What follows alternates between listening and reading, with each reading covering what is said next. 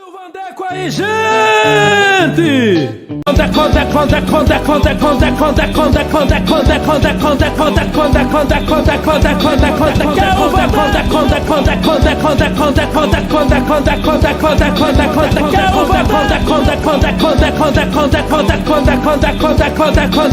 Quer o Vandeco, meu povo! Olha o Vandeco aí!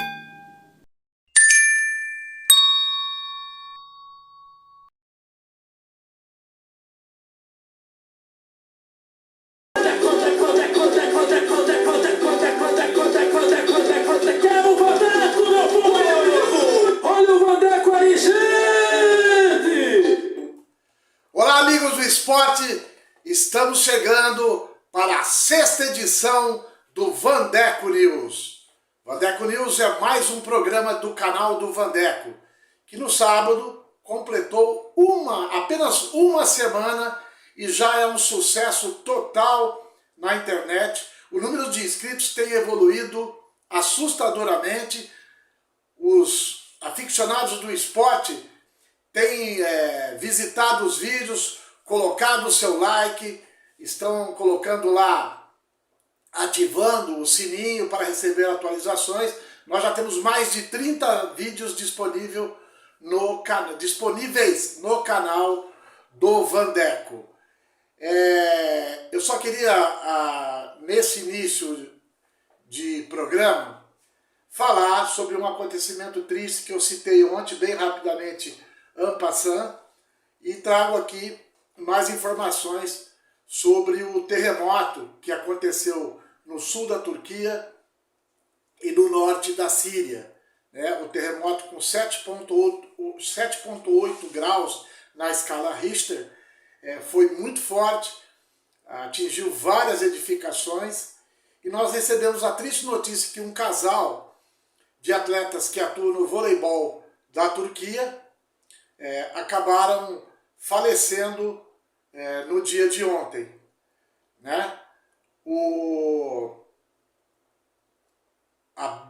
Betur Kassir, deve ser essa a pronúncia, uma jogadora de vôlei, e seu marido, o Bedrettin Kassir, o casal que morava num prédio que veio abaixo, eles acabaram falecendo. Também tem a notícia do time de vôlei lá da Turquia, o Hatay Vôlei.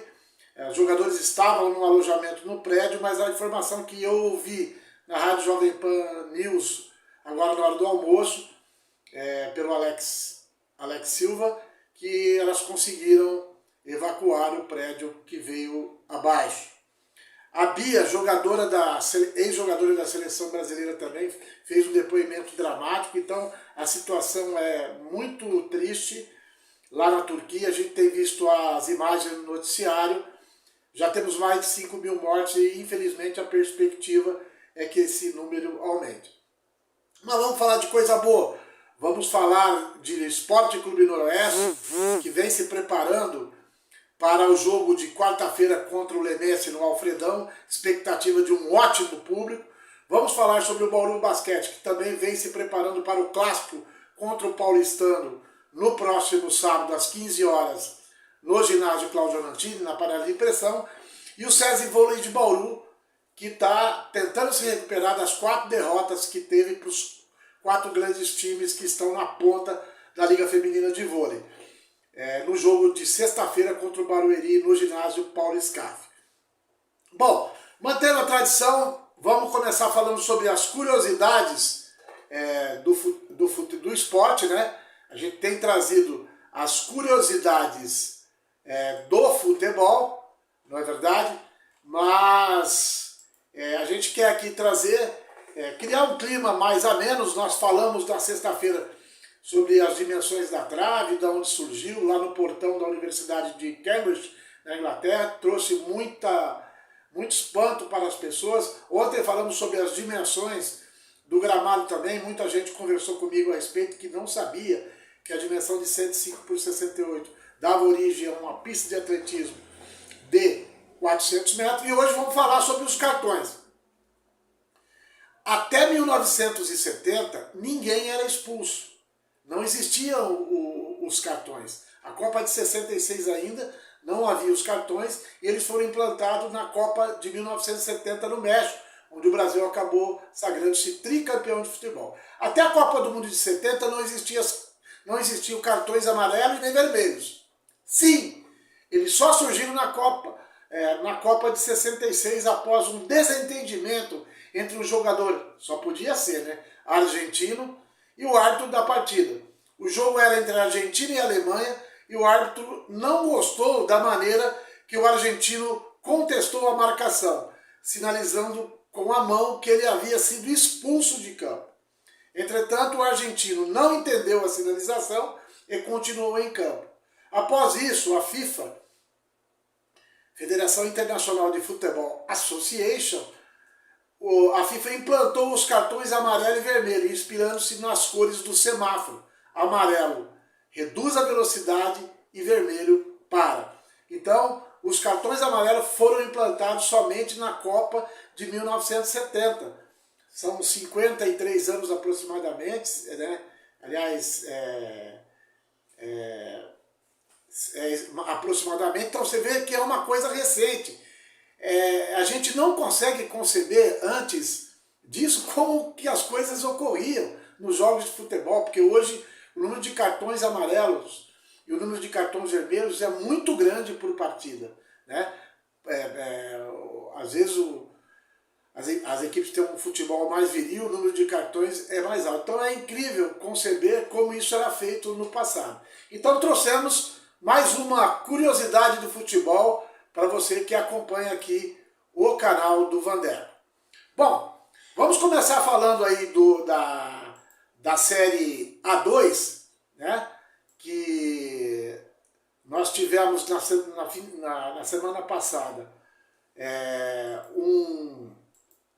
uma rodada muito movimentada, né? O Noroeste, que empatou em Lins com o Linense, no resultado reputo como positivo, saiu vencendo por 1-0, depois tomou um empate, fez um treino ontem pela manhã, o técnico Moisés Egert fez um treino de reposicionamento, provável que entre com 3 atacantes no jogo contra o Lemense, porque a vitória é fundamental, né? E pode ser na quarta-feira, às 19h30, do Big Alfred, o primeiro jogo que o Bala entre como titular. Então, o Lemense tem uma das defesas mais vazadas do campeonato, então o Noroeste tem que aproveitar essa oportunidade, ir com um ataque bem agressivo e tentar buscar mais essa vitória contra o Lemense. Depois, o Noroeste tem uma sequência muito importante que precisa pontuar bem nesta sequência. Ele tem o Lemense, depois o Comercial fora, o São Caetano e o Monte Azul. Então aí, o Comercial numa posição intermediária, Lemense numa posição abaixo da metade da tabela, São Caetano e Monte Azul penúltimo e último colocado. Então, o Noroeste precisa pontuar bem nessas 4 partidas, né? Vamos arriscar no sábado, talvez o empate em Ribeirão seja um bom resultado contra o Bafo.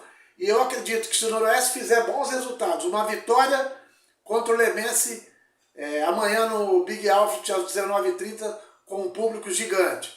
Depois o Comercial em Ribeirão Preto, empate. A vitória contra o São Caetano e contra o Monte Azul, o Noroeste vai se posicionar muito bem na tabela e dar um passo gigantesco para a classificação entre os 8 times da Série A2. Bom, falando um pouco dessa ressaca de informações que tem na terça-feira, né? O Noroeste e o Linense ficaram no empate no Clássico Regional no sábado, no estado de Gilbertão. O atacante Carlão, que abriu o placar aos 24 minutos, anotando seu 4º gol, já eu trago a artilharia do campeonato, e o Linense acabou empatando. Tudo isso para dizer que o Moisés Egert, ele se posicionou sobre os acontecimentos lá no estádio Gilberto Siqueira Lopes, do Gilbertão. No gol que deu origem, no lance que deu origem ao primeiro gol do Clube Atlético Linense, houve uma falta flagrante no meio-campo. A arbitragem mal colocada deu o andamento do jogo e acabou saindo o gol de empate do time do Linense. Não é chorar. Eu vendo o lance ontem na televisão, na TV Globo, no Globo Esporte, o lance foi muito claro. O árbitro deveria ter marcado essa falta. Então o que o Moisés Herbert, técnico do Linense, falou? Não gosto de reclamar, mas no sábado a arbitragem foi muito ruim, principalmente com critérios de disciplina. O lance do gol deles, no caso o Linense, nasceu de uma falta claríssima do Emerson. Uma falta claríssima no Emerson, que ele não deu. O árbitro Ferguson Júnior dos Santos Silva. Se perdeu em muitos momentos, tivemos sim chances de matar o jogo e poucos riscos de tomar gol. Mas agora é viver o dia a dia, descansar e na quarta-feira enfrentar o Lemense em casa, comentou o técnico Moisés Herbert. Então é fato que o lance que originou o gol do Linense foi falta, e o Carlão acabou perdendo um gol no segundo tempo, porque ele não costuma perder. Então o Noroeste teve chance sim de ganhar o jogo em Lins, mas a arbitragem acabou prejudicando o Noroeste. Então o foco é voltado agora para o jogo contra o Lemense no Alfredão, e nós esperamos uma vitória para que o Noroeste se posicione melhor na tabela. Ok?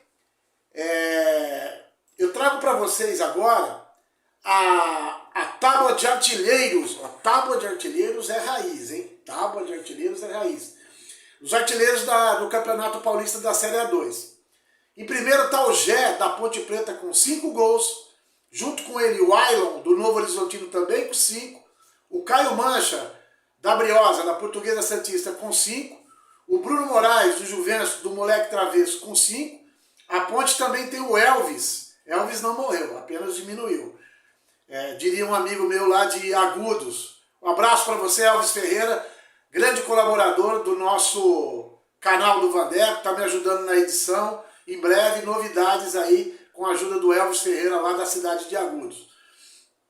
Depois nós temos aí o Carlão do Noroeste com 4, o Léo Castro do Velo com 4, Paulo Baia, não é o Paulo Baia, esse é o técnico do Botafogo. Paulo Baia do Primavera com 3, César Belli do Rio Claro com 3, Jadson do Rio Claro com 3, Diego Carlos da Portuguesa com 3, Luiz Thiago do Noroeste, aparece com 3, Luiz Thiago e o Anderson Magrão do São Caetano com 3. Então vejam, a prova de que o Carlão está fazendo um ótimo campeonato está aí na tábua de artilheiros. O melhor jogador tem 5, o Gé e o Ailon, e o Caio Mancha e o Bruno Moraes do Juventus. Então o Carlão mete uns 2 gols aí contra o Lemense, já entra na liderança na tábua de artilheiros. Carlão, repito, uma contratação muito assertiva da diretoria do Noroeste, capitaneada pelo Brumati e pelo Mandalite, contratação certeira. Carlão, um jogador eclético, um jogador que faz uma pressão na marcação, às vezes ajuda na defesa, chuta bem de fora da área e tem um cabeceio muito bom. Então, todos os fundamentos o Carlão atende. O Carlão é um jogador que tem feito um ótimo trabalho aqui no Noroeste. Né? A próxima rodada da Série A2 traz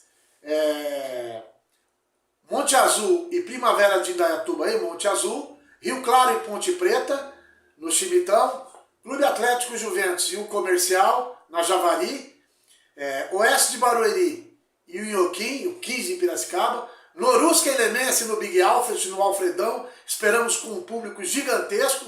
Já convoco todos aí a comparecerem amanhã. Quem não adquiriu seu ingresso, pode ir lá na sede da Sangue Rubro, o Pavanello está fazendo plantão lá. Passei agora há pouco, a sede está aberta, já estamos com a maquininha. Não deixe para a última hora, gente, amanhã vai estar lotado. Ali nos guichês fica complicado, então antecipe a compra dos seus ingressos lá na sede da Sangue Rubro. Depois nós temos São Caetano e Velo, São Caetano em penúltimo lugar no campeonato.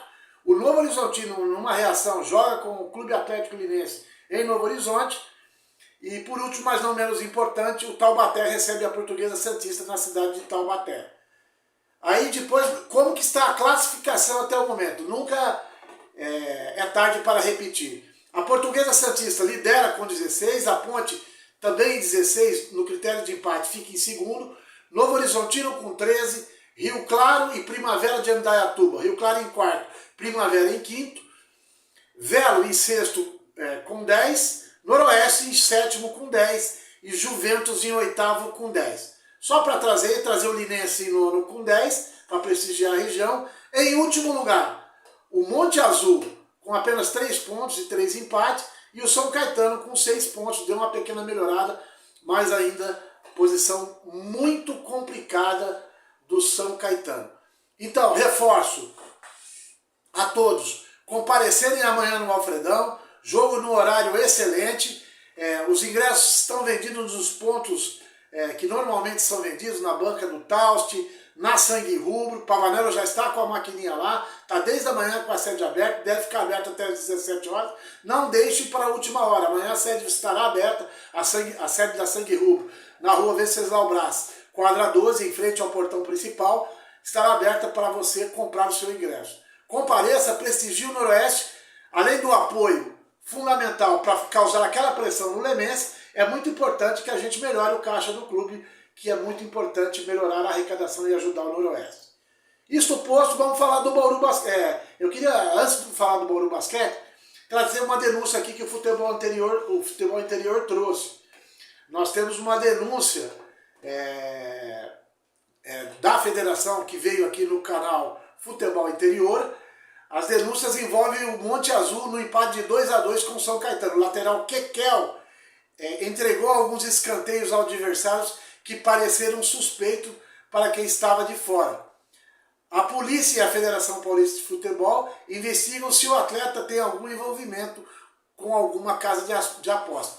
A gente viu e percebe que esses sites de apostas aumentaram demais, cresceram demais, inclusive patrocinam grandes clubes do futebol brasileiro. E você pode, para quem não conhece essa modalidade, você pode apostar no placar, você pode apostar no número de faltas, você pode apostar no número de escanteios. Existem várias modalidades para se ganhar dinheiro com isso.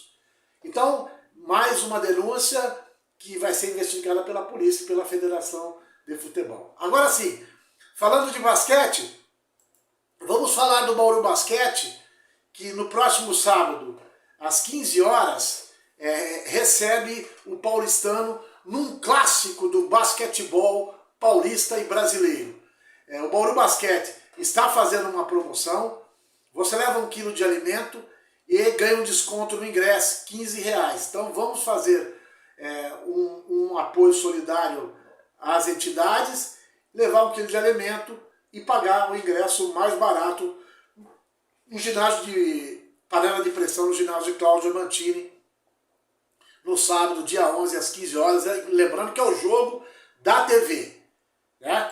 Depois, eu falo que o Bauru Basquete no domingo realizou uma atividade lá no Centro Esportivo Sica, na Getúlio Vargas, para as crianças com deficiência, crianças de todos os tipos, arremesso. O Dan, que esteve lá fazendo um trabalho maravilhoso. O Bauru Basquete, com o apoio da Unimed, fez essas atividades e nós esperamos que façam outras, porque foi um trabalho muito bacana. O técnico Jorge Guerra Filho, o Guerrinha, não tem problemas para o próximo sábado. O time vem com força total, os treinamentos estão sendo realizados com afinco e eu espero uma vitória do Bauru Basquete contra o paulistano para que possa melhorar na tabela e passar o paulistano, porque vejam a classificação. França aparece em primeiro lugar com 40 e 20 jogos, Franca 100%, uma campanha espetacular. O Flabasquete, o Flamengo, que também tem 40 pontos, mas em 21 jogos. O São Paulo Futebol Clube tem 39 em 22 jogos, já o São Paulo já fez 22 jogos. O Minas, 33 pontos em 19. O Pinheiros, em 21 jogos, fez 34. Depois, Corinthians, Paulistano, Bauru Basquete, São José com 32. A diferença está no número de jogos e depois na pontuação de sexta average. Aí o São José, aliás, o Unifacisa com 29, Caxias do Sul com 27, Brasília, que já foi campeão do NBB, já foi campeão brasileiro com 28, e União Corinthians com 24. Essa é a classificação do NBB. Bauru Basquete numa posição intermediária, mas uma vitória contra o paulistano vai dar um gás para o Bauru Basquete, que vem de ótima vitória contra o São José e pode ocupar a posição do próprio paulistano na tabela. Agora falando de voleibol, o técnico Marcos Kivieck tem alguns problemas para o jogo de sexta-feira contra o Barueri, também um jogo difícil. Barueri está uma posição atrás do SESI Vôlei Bauru e é necessário que o time do SESI Vôlei, eu disse ontem, lamber as feridas, mas crie um novo modelo mental e com esse novo modelo mental possa retomar as vitórias e vencer o Barueri e fazer a recuperação na tabela da Superliga Feminina. Como é que está a classificação? Repetindo, Dentil Praia Clube, o Praia com 37 pontos, campanha espetacular, o Minas com 31, o Osasco também com 31, o Fluminense com 27, o Flamengo com 26, o Pinheiros com 24, o SESI Vôlei Bauru com 22, o Barueri com 18 em oitavo, Bauru Basquete em sétimo, e o Barueri em oitavo, então uma posição acima, o Brasília em nono, o Vôlei Maringá com 12 em décimo primeiro, o São Caetano com 9. Então, repito, jogo importantíssimo para o SESI Vôlei Bauru, ginásio Paulo Scaff, na sexta-feira. Conclamo todos os aficionados e amantes do voleibol e aqueles que gostam de um bom esporte, comparecendo no maravilhoso e novíssimo ginásio Paulo Scaff, que eu apelidei de A Joia do Horto, estacionamento gigante, acesso fácil, instalações muito bacanas e novas. Vale a pena quem não conhece ainda comparecer lá para conhecer essa estrutura que foi inaugurada recentemente na cidade de Bauru. Bom, só para finalizar, como a gente fala aqui de todos os esportes, começa hoje para o Flamengo o Mundial Interclube no jogo às 15h30 com o Al Hilal. Espero que para o flamenguista não seja o Al Bilal e o Flamengo perca. Torcida aqui é muito grande contra o Flamengo, mas lembrando que é o futebol brasileiro que está lá disputando o campeonato mundial, Flamengo campeão em 81 contra o Liverpool, buscando esse título para tentar espantar a crise que se instalou depois da derrota na Supercopa contra o Palmeiras. E o momento, eu diria que se existe um momento bom é esse. O Real Madrid perdeu para o Mallorca no domingo, assisti esse jogo na televisão. É lógico que não colocou vários titulares, mas me parece que o Courtois, que na minha opinião, o melhor goleiro do mundo não é o Mendy, é o Courtois, que é um goleiraço, saiu durante o jogo. Talvez Benzema também não jogue, Militão é dúvida, apesar de todos estarem inscritos para esse jogo. Vamos acompanhar hoje pela TV Globo esse jogaço de bola válido pelo Mundial. Então nós ficamos aqui com a 6ª edição do Vandeco News. Voltamos amanhã na parte da tarde com mais notícias sobre o Noroeste, sobre o SESI Vôlei Bauru, sobre o Bauru Basquete, sobre o atletismo, corrida de rua, caminhada e ciclismo. Reforçando para vocês visitarem o canal do Vandeco, se inscreverem, deem like nos vídeos, acione o sininho e assistam a reportagem com o atleta Cid Machado, da ABDA, onde a gente aproveita para falar do descaso com o Estádio Olímpico Carlos Alcides no Estádio Milagrão. Matéria muito boa, curtinha, não vai tomar o seu tempo. Espalhe para os seus amigos para assistir e se inscrever no canal do Vandeco, o canal que mais cresce na região, o canal que fala de esportes, de todos os esportes. Um grande abraço a todos, tenha todos um ótimo dia e voltamos amanhã com mais uma edição do Vandeco News.